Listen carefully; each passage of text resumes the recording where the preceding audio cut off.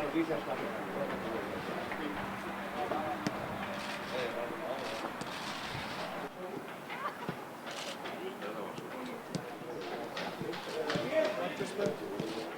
se abriguen, que no hace frío. Disfruten del sol, del aire libre. Miren qué lindo día.